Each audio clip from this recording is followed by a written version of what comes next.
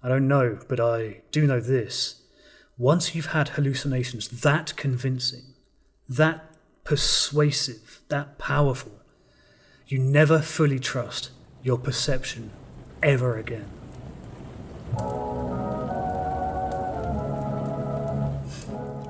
Brothers, sisters, comrades and friends, welcome once again to Bat Country. A lot of us are surprised by how extreme alcohol withdrawal can be. We, the general public at large, have a kind of general understanding, a vague sense that opioid and heroin withdrawal is very, very deeply unpleasant. But in our collective minds, in our cultural understanding, they're hard to withdraw from because they're narcotics and therefore illegal. Alcohol is not. You can basically buy alcohol in every convenience store and supermarket in the Western world. Fuck, you can even buy it from a gas station at 4 o'clock on a Tuesday morning, as I can attest to. So it must be safe, right? We don't seem to know, though, that alcohol withdrawal can induce incredibly potent, vivid, realistic, and terrifying hallucinations as part of the withdrawal from it. I use the word realistic here as part of the framework of a delusion. So realistic is relative. Perhaps a better word here would be convincing. Very few of us seem to discuss the fact that withdrawing from alcohol can induce incredibly convincing hallucinations. If you want to skip straight ahead to that part, to the part where I discuss the actual hallucinations that I experienced, the fun bit, then please check the chapters below, go ahead and skip. I won't judge you, that's what I would be here for too. But I've never really discussed this stuff in detail, and I feel like I should. Not only because I think it's an objectively fascinating subject, and the experiences that I had are objectively interesting. I also think that it might be of use to somebody somewhere. It would be good for people to know that they can experience these things and kind of come out okay. Kind of. First though, to those remaining who haven't already skipped ahead to the fun bits later on, I think it's useful to provide some background so that you can interpret my experience within some kind of reasonable framework. What I'm about to tell you is incredibly personal, very private, quite scary, quite dark, and very honest in places. And this has taken me a long time to commit to video because it is so intrinsically personal to me. I'm going to go to some places that discuss some deep-seated insecurities that only me and my therapist really know about. I'm going to share that all because a lot of us who go through this, we don't seek help immediately, in general. Most of us, when we finally make the decision to put down the bottle, assume we can just do it. Assume that we can just stop. After all, not doing a thing is easier than doing a thing, surely. Not drinking must be easier than drinking, so we just assume that we can do it. It's not always like that. The majority of us, when we put down that bottle, we turn to the internet to help, rather than to some professional network or to experienced people. We turn to podcasts and Wikipedia and WebMD and we look there for information. But it's been my experience that there is shockingly little information about what it's actually like to go through something like alcoholic hallucinosis or delirium tremens or acute alcohol withdrawal syndrome, any of the other names in this network, this complex of withdrawal symptoms and experiences. There's very little literature about what it's actually like. One of my personal frustrations with this process of trying to get sober is the lack of specific information about the very earliest stages of sobriety, the first couple of weeks, the withdrawal process, the detox process. There's a lot of information saying that those are phases through which you have to go to get sober, but very little first-hand accounts of what they're actually like. That frustration is compounded by the unwillingness of medical professionals to commit to specific advice and information. And now that's understandable. They're not being deliberately evasive, and it's not like they don't have the answers. The truth is we're all biochemically different, and everybody's withdrawal is unique to them. Their withdrawal timeline is specific and personal. Everybody is different. Therefore, every diagnosis is different. And quitting's a confusing time. It's very difficult, and there are no hard and fast answers about how your body is going to respond, how you're going to hold up psychologically to the impulses and pressures of a difficult withdrawal. So you may as well know what you're about to get yourself into. The process of withdrawal is even harder if you have a pre-existing psychiatric condition, a major depressive disorder, or bipolarism, or I don't know, schizophrenia, which I don't have, or a traumatic brain injury, which I do have. Because it's very hard to discern what is a symptom of an underlying condition, like major depressive disorder, and what is a symptom of the withdrawal itself. All those lines are blurred and indistinct, and as such, the diagnoses tend to be indistinct too. Very clearly, I'm not a medical professional or any kind of recovery expert or an addiction counsellor or anything like that. But I do have extensive first-hand experience of both hallucinations without knowing they're hallucinations and hallucinations knowing they're hallucinations. I've got it all. So let's go. Let me hit you with a very scary statistic. Only 3% of people with an alcohol use disorder will experience delirium tremens as part of their withdrawal. And of that 3%, something like 40% will die. I've experienced delirium tremens 5 times. Several close calls. Oh, fuck, I need a drink. I meant Coca-Cola.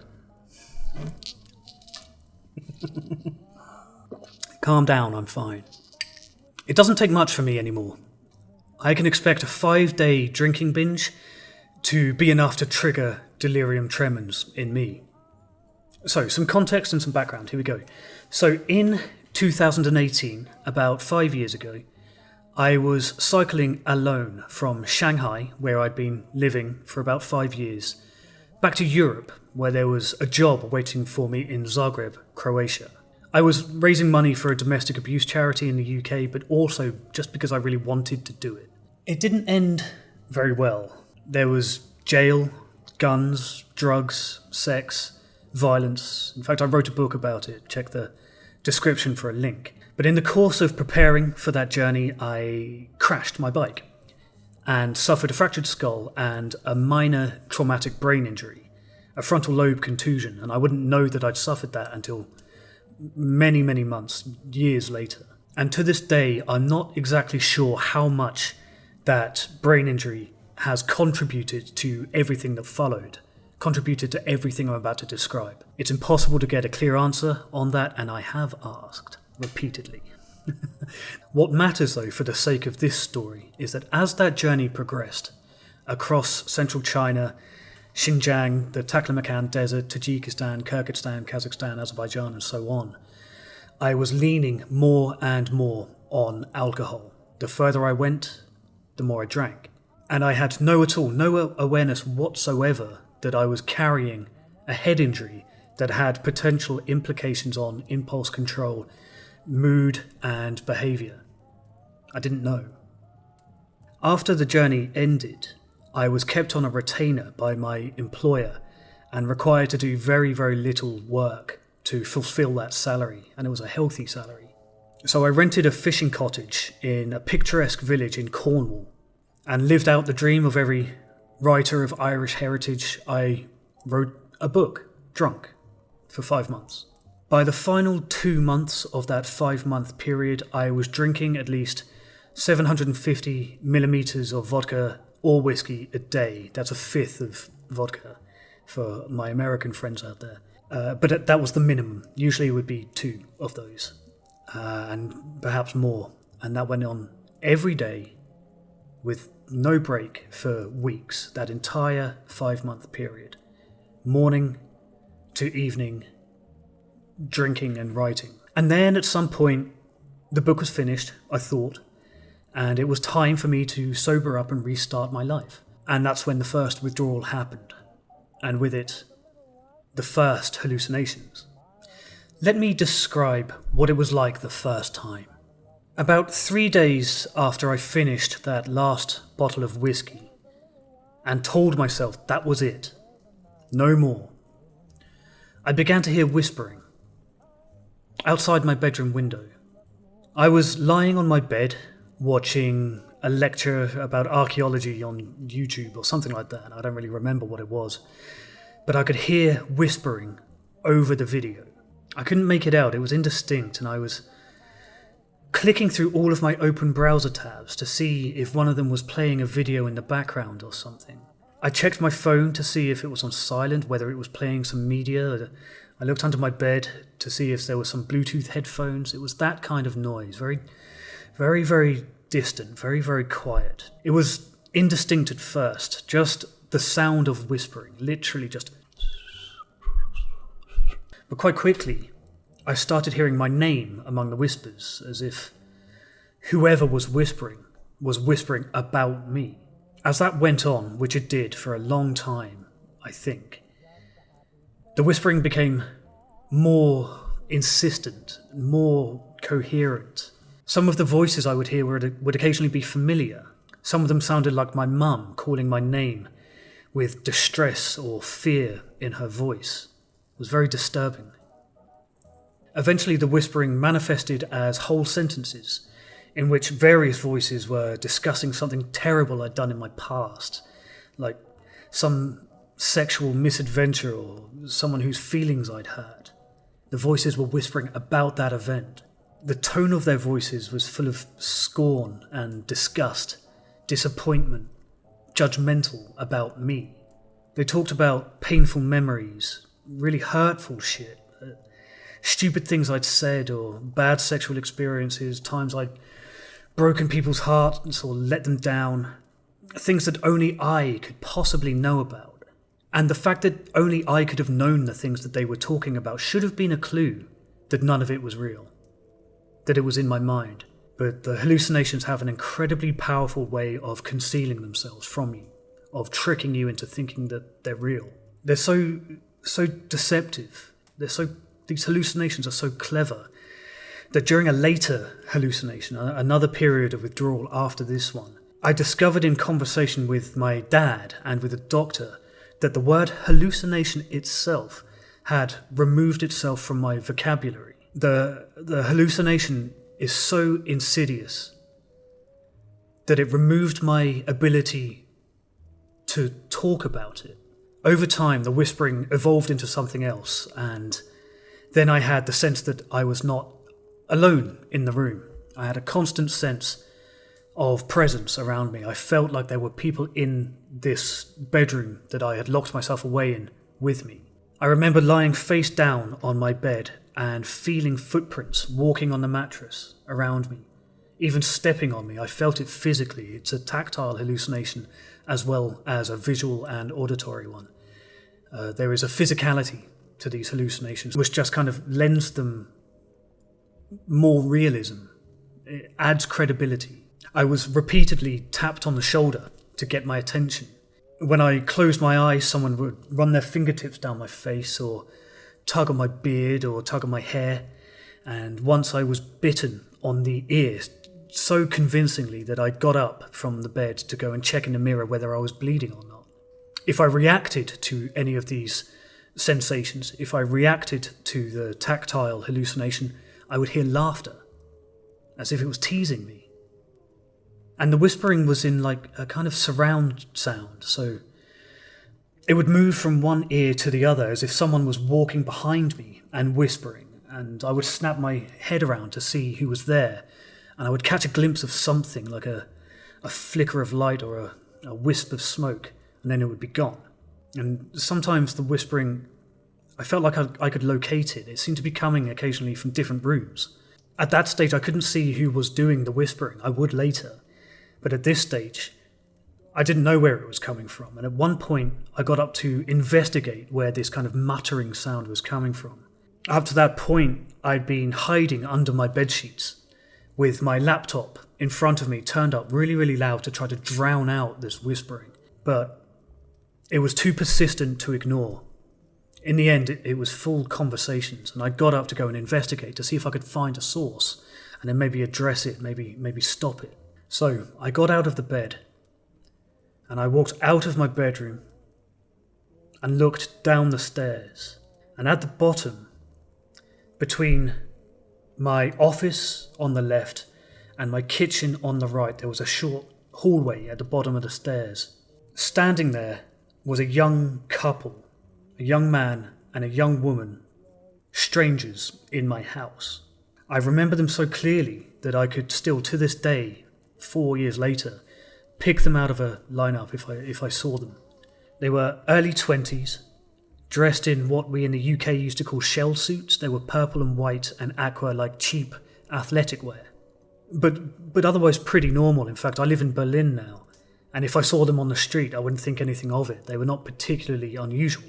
And I remember for some reason she was wearing white trainers and had Velcro fasteners instead of laces. I'm not sure why my subconscious deemed it necessary to include that little detail, but I remember it, so I include it.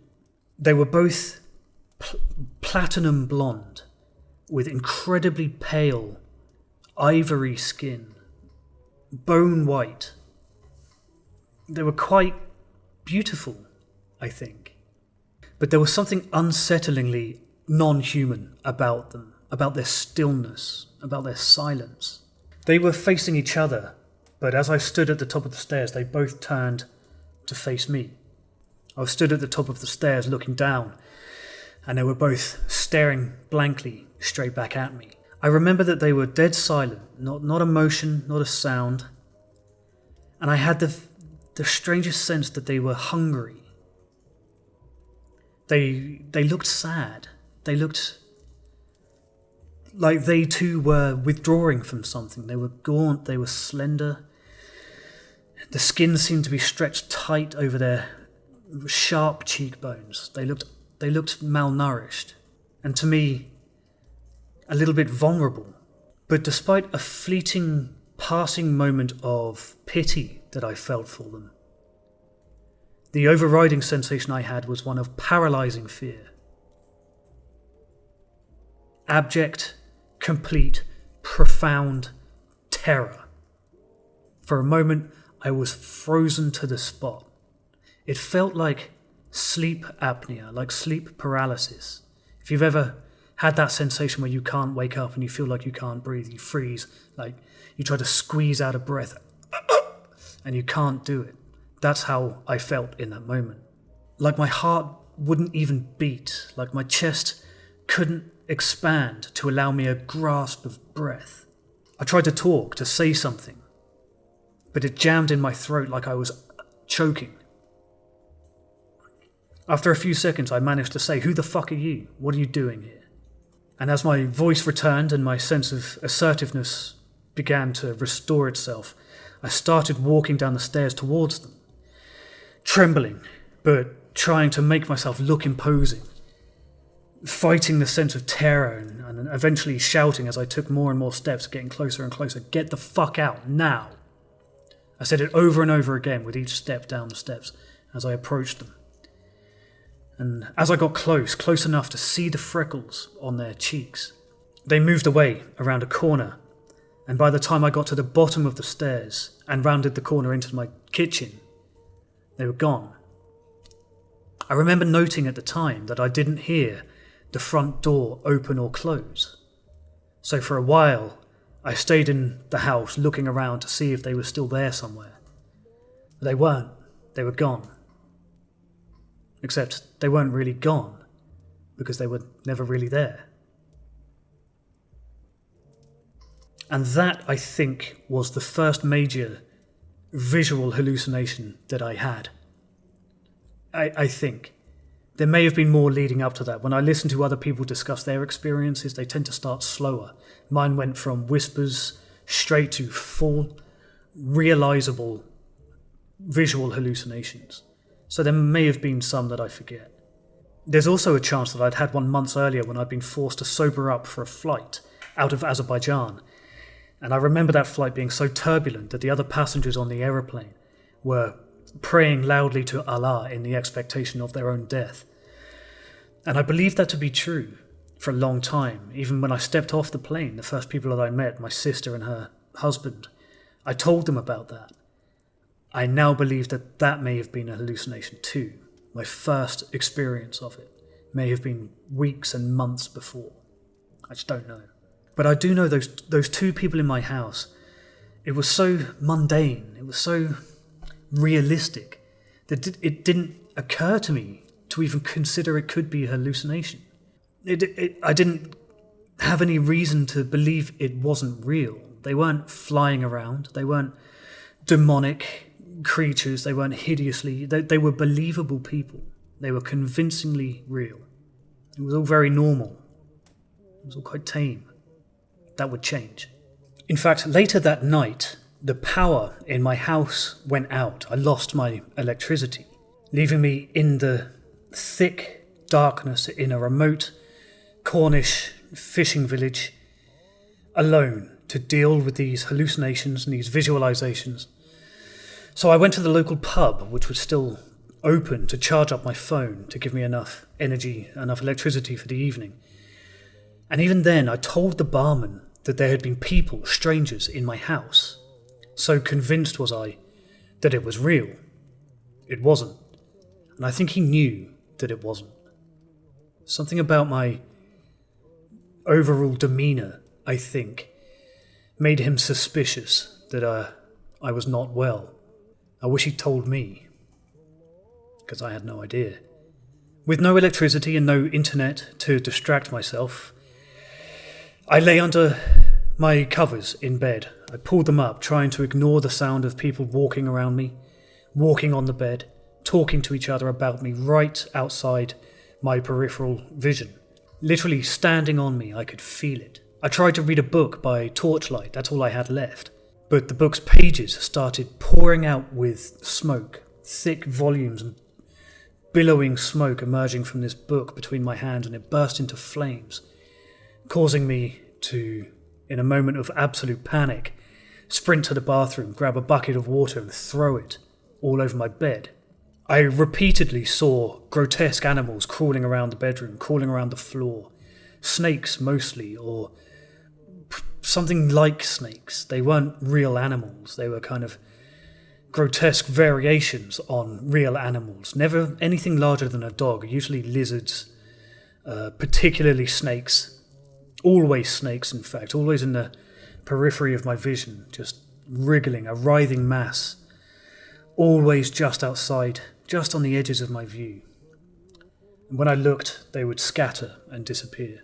That night, I slept on the floor in every different room of my house, having been frightened out of each one at some point during that first night by things crawling, by things moving, by the floor being covered in insects and snakes. But really, that was nothing compared to what would come later. By the time this was over, I would beg for the hallucinations to just be snakes, because the hallucinations would quickly take on a very dark and psychological turn. The one thing that stays with me, perhaps more than most, is a bat that I saw. Initially lying on my bed, face down, trying to block out everything around me. I heard scratching, and I could feel it. I could feel the bed moving. There was scratching coming from underneath the bed. And because the bed was moving, I felt like this time I should investigate, just to be sure that there was nothing there.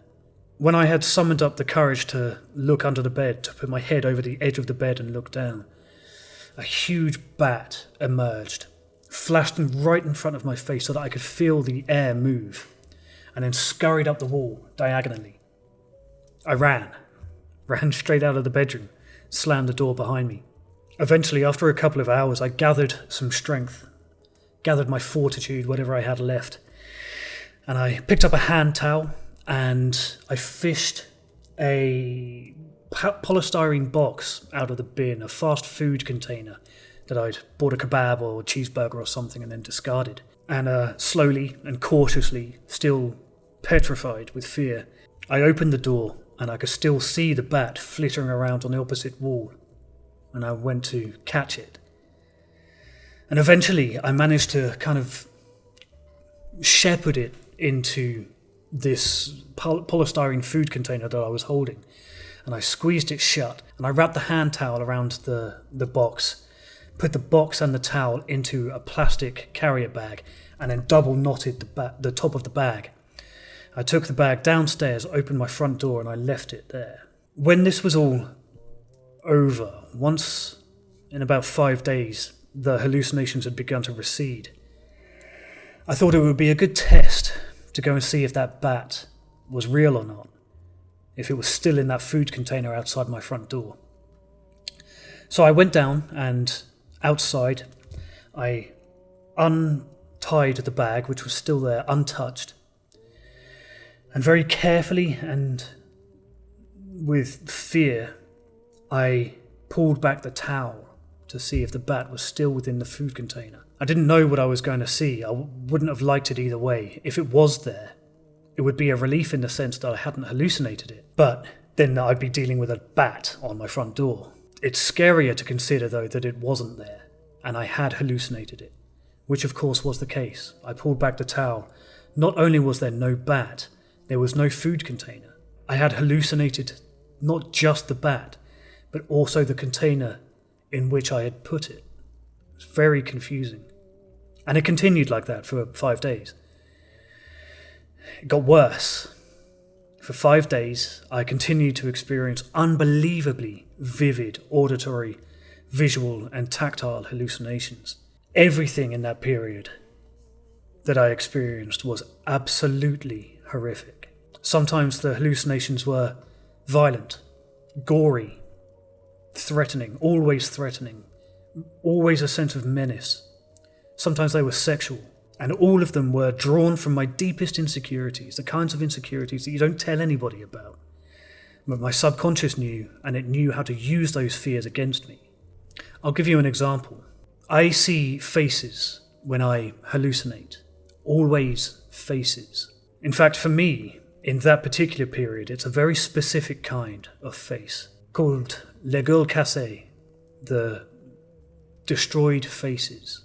It's a French term applied to soldiers of the First World War who had suffered horrific facial injuries. The French soldiers were particularly susceptible to this, and after the war they used to put these people together in communes, so badly disfigured were they that they required specialised hospitals. After all, in trench warfare, the trenches that they dug in the First World War provided some measure of protection for your body, but very little for your face and head.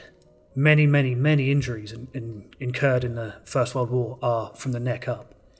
The air was full of flying metal, shrapnel, bullets, debris, which meant that a lot of the survivable injuries that people suffered were to their face. By peeking over the top of a trench could quite easily mean a face full of metal, hot metal, tearing away features.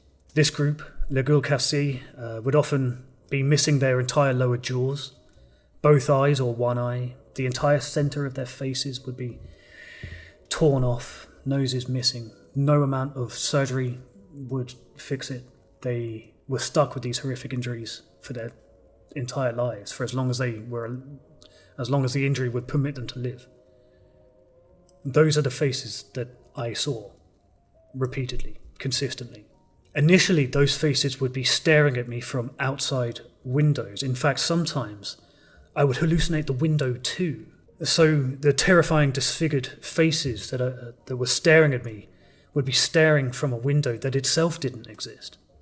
I knew where the windows in my house were, and occasionally I would glance at a bare wall and I would see a big open window with a line of these badly injured and disfigured faces staring bleakly in at me, accusingly.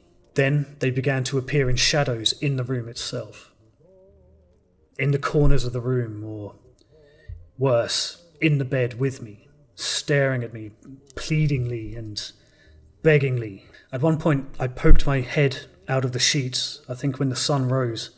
One of the mornings, I forget which, it all kind of merged into one by this point. And to my terror and surprise, I saw the decapitated head of a policeman on my bedside table. He'd clearly been dead for some time, And for some reason I had the intrinsic, unshakable knowledge that I had murdered this policeman and kept his head as a trophy on my bedside table, and that the other police knew and were coming for me. Police are also a common characteristic of my hallucinations. In part, I think, because of the various violence and trauma done to me by police forces around the world, namely in Xinjiang in China, where I would commonly have police pull shotguns or raid my hotel rooms, stop me mob-handed in the streets, lots of guns in my face in China, and then even worse in Kazakhstan, where I was robbed at gunpoint twice by officers in uniform. And in fact, those faces, those badly disfigured faces, they don't disappear when I close my eyes. In fact, I see them more vividly. Insomnia is another symptom of withdrawal, but when it gets into the stage of delirium tremens, that insomnia, there is no sleep. And I remember trying very hard to get some, knowing that it was necessary, knowing that I had to sleep for the sake of my health. I really tried. And in those kind of liminal moments between sleep and wakefulness, the hallucinations became something really different, something very interesting. For example, I hallucinated a whole hours-long story, coherent and internally consistent, with story arcs and character development. There were different characters and they were named. And the whole story, everything rhymed perfectly. Every single line, every piece of dialogue within this hallucination perfectly rhymed, like a world-class musical. I hallucinated an entire musical, and it was a good one. It was an interesting one. It seemed to be something about a very deep and very private insecurity I have about my own fertility. The details of a hallucination like this, that's not a hallucination but also not a dream, the details tend to get fuzzy after a while, so I don't remember it absolutely perfectly. I wish I could, because I think there is a novel in it. But here's what I do remember. I remember walking through this hallucination and encountering quite a wide river. And in the river there were a group of women sat naked with their legs open, facing upstream with the frothy water flowing over their naked bodies, and they were rubbing the froth from the river all over themselves.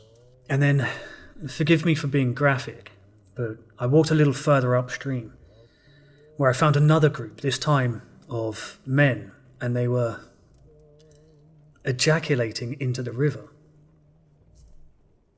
Then it was flowing down to these women who were presumably trying to get pregnant. It was very strange. The whole hallucination was about a highly...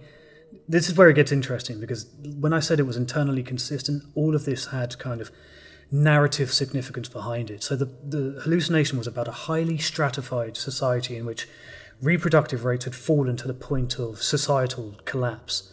And these villages that I'd hallucinated were turning to all sorts of highly ritualized fertility ceremonies, like this one in the river, to increase the birth rate. They were trying to continue the species with these bizarre fertility rites.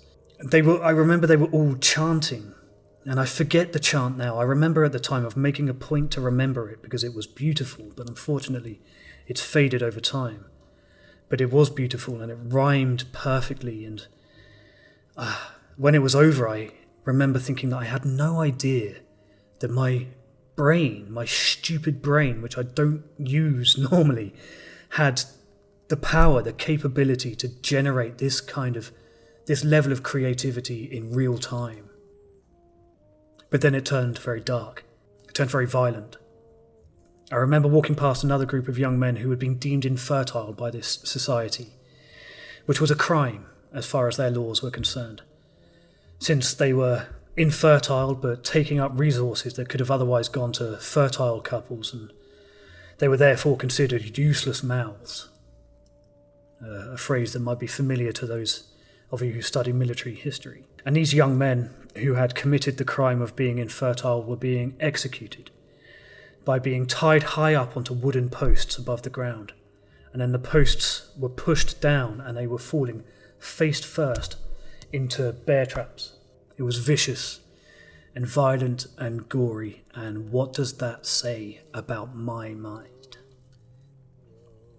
And I should stress, while I say that I was trying to sleep when this happened, I can't guarantee that.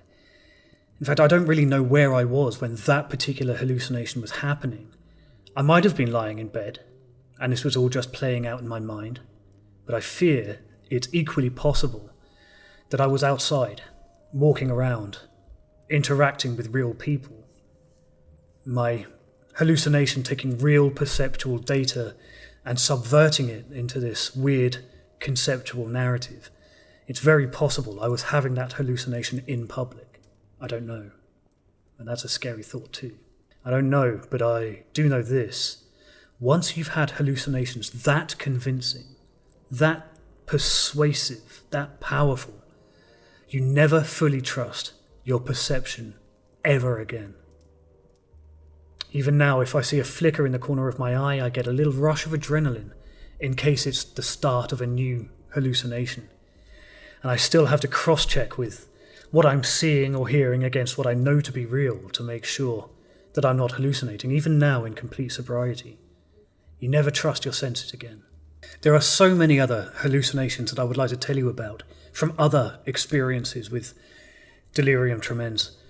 We don't have time here to go into all of them, but I'll give you some more highlights just to give you a flavour of what it's like. So in one of them, a later hallucination, I was stood in the corner of my bedroom. It was quite a big room, and I was looking at a long overcoat hanging up on the back of the bedroom door in the opposite corner some distance away. In the darkness, a face emerged, peeking out of the corner of that overcoat hanging up on the door, staring at me. It was a woman with knotted, wet black hair and dead eyes just staring back at me.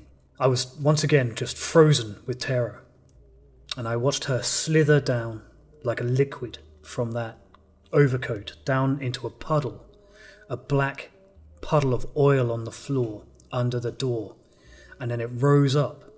She rose up from it, and she stood up, taller than me, in a long wedding dress that looked like it had been underwater for months. It was kind of grey and mouldy, and it stank. I could smell it.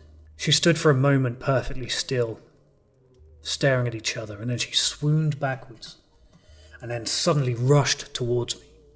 And as she got close, she drew her hand back, as if in a punch, and as she approached, she got closer, she threw the punch straight into the centre of my chest. She punched clean through my sternum and gripped my heart in my chest. She squeezed it and began pumping it while she got closer and closer, staring into my eyes, so close I could smell the death on her breath. I could feel it. I could feel all of it physically. When she ran into me, the force of it pushed me back against the wall. I could feel her hand inside my body. I could feel her bony fingers around my heart. I could feel it all. In the end, I physically fought her off.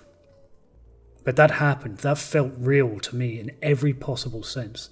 I could see her. I could smell her. I could hear her. I could feel her.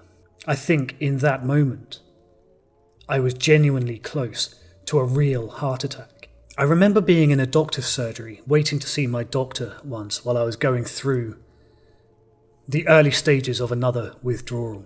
I remember being in the waiting room, and it was really busy that day. There seemed to be lots of people. It was very crowded and very noisy. I became aware that people were talking about me.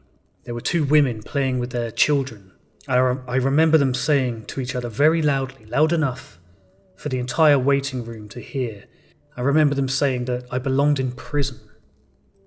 And then more and more people in the waiting room were getting involved in that conversation, shouting across the room about me, as though I weren't even there, having discussions across the room about what a terrible person I was.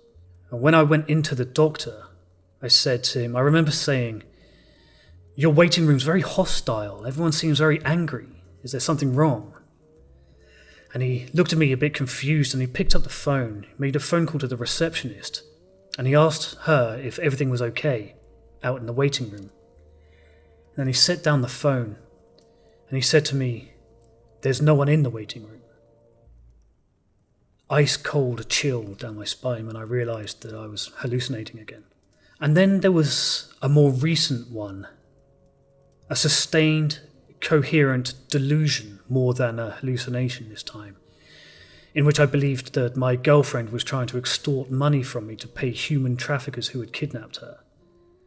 I was so convinced that that was true, and it made so much logical sense in my delusional mind that I even went to the police station and filed a report. And the police would come to my apartment a couple of days later to check that she was actually okay. But that particular delusion went on for several days. And then there was the worst hallucination of them all. One that still makes me scared to even talk about it, so vivid was this experience. This one happened at my parents' house while I was staying for some recovery. So at some point while I was cycling for real, in real life, across Kazakhstan, I happened to be the first on the scene for a very nasty car accident.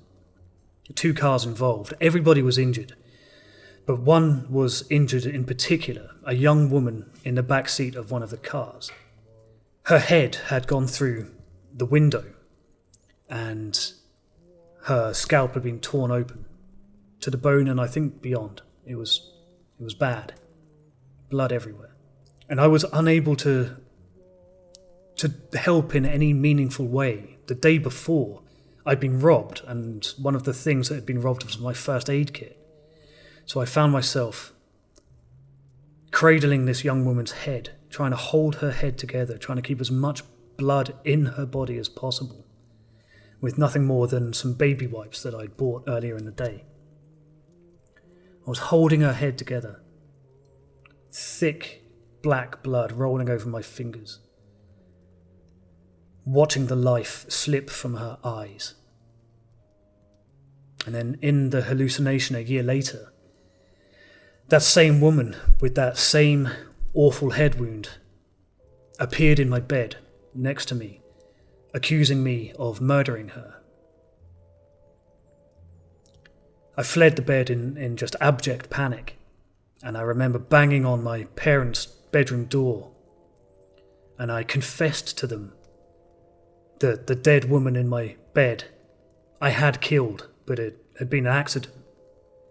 And my dad, who knew I was hallucinating, didn't have the courtesy to tell me I was hallucinating, went into the bedroom and he said, "Stu, look." And that's my name, by the way, Stu, hello. And he pulled back the sheets on my bed and there was no one there. And I saw that it was hallucination and I fell to the floor in tears. Tears of relief, I think. I'd also briefly been in jail in Kazakhstan for something completely unrelated. But in a hallucination at that same period of withdrawal, I had escaped my parents' house and was trying to scale a wall in their garden until my dad came out with a torch to bring me back in. But in my hallucination, the house was a jail and the wall I was climbing over was a prison wall, and the torch that my dad was holding was a searchlight from a guard tower, and my father was wearing a full military uniform. In my mind, he'd been sent by the British Embassy in disguise as one of the prison commandants to sneak me out or something. It made sense in my head at the time.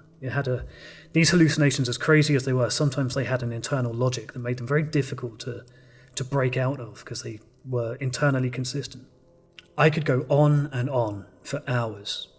In fact, I quite want to. There's something in me that wants to document everything, but there's so much of it. These hallucinations, they move in dream time. So for every minute I have of hallucination time, I have an hour's worth of memory from it. But right now, I want to talk about fear. There is a completely unique, unparalleled kind of fear that is distinct to delirium tremens and alcoholic hallucinosis. It's a different kind of fear. In fact, the people who die in delirium tremens, and as I mentioned, that's about 40% of people who experience it without treatment, they generally die of strokes and heart attacks. Even heroin withdrawal won't kill you. It might make you feel like you're about to die, and you might feel like you want to die for about 2 weeks, but heroin withdrawal won't kill you. Alcohol withdrawal will. And I'm not sure if those strokes and heart attacks are purely physiological as a direct result of the biochemical processes of withdrawal, or as the result of the fear that these hallucinations provoke. If you told me that the majority of people who die from delirium tremens die of fear, I would have no trouble believing it. And that's because the fear that you experience as part of these hallucinations is not separate from the hallucination. They're not the result of the hallucination. They are part of the hallucination. They are baked in, built in to the visualizations. In fact, for me, in my experience, the fear actually comes before the hallucination. The rising fear, for me, is a warning sign that an hallucination is about to begin. Now, I've been to the acute withdrawal party several times now. Stupidly. But one benefit is that I've learned to recognize the symptoms and the warning signs and the triggers that a hallucination is about to occur, and as such, the last time it happened, we were prepared for it. My girlfriend and I packed a bag ready for the hospital in anticipation that if I was about to start seeing things or hearing things, straight to the hospital. So I've learned to spot when it's going to happen. It starts with a physical sensation. It's a rush of ice-cold prickles, usually up the back of my legs and along my sides. And then a pang of absolute, abject, exhausting, paralyzing panic, a feeling of dread, impending death. I get huge goosebumps out of nowhere, and I sweat. And then, once all of those symptoms have presented themselves, the cold, the goosebumps, the sweating, the fear, then I will see a face, maybe in a pile of clothes, or hiding in a pot plant, or in a cupboard or something.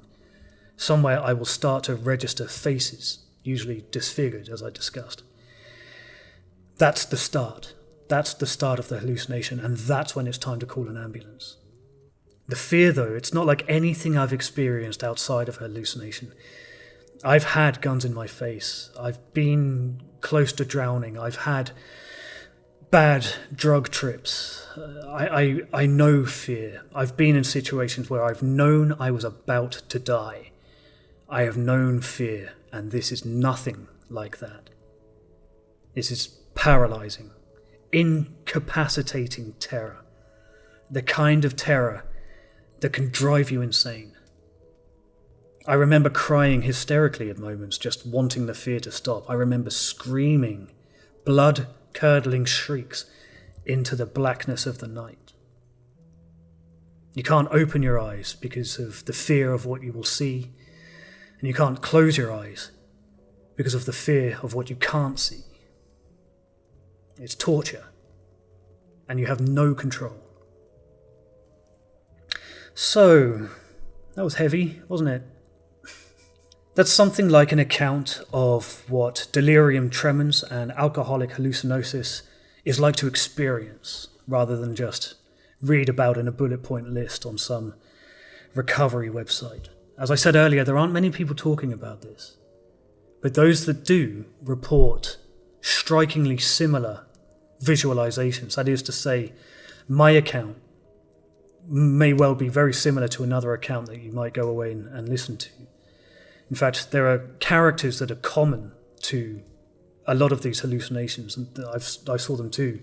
The woman in the white dress that I just described, who put her hand in my chest, she seems to be relatively common across these hallucinations. So is what's occasionally called Top Hat Man, which is a tall, dark, terrifying figure just standing somewhere in the room with you with some kind of tall hat. I saw him too, repeatedly.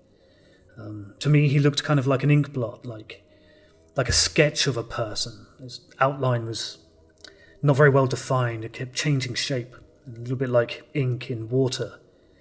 And I remember him standing at the foot of my bed watching me.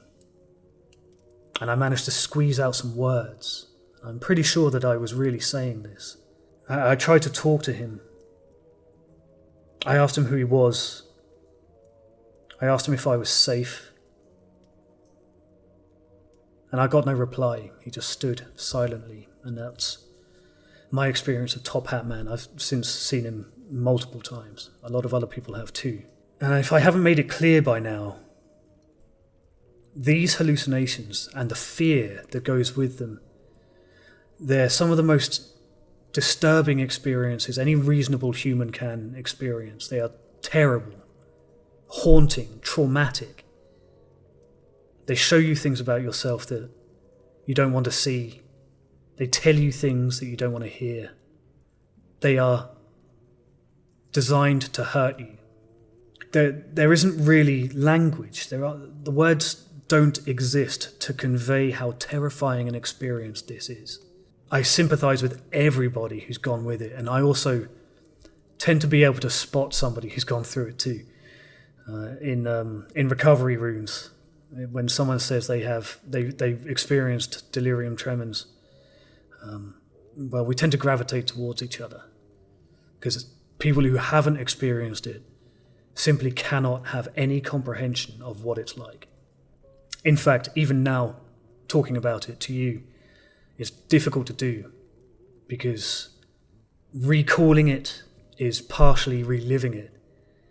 And I would do anything not to relive any of those experiences ever again.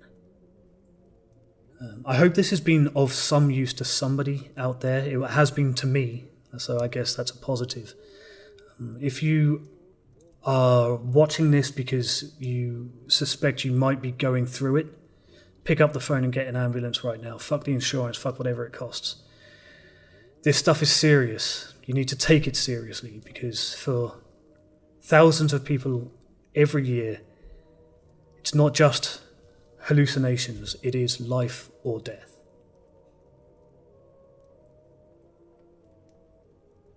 See you next time.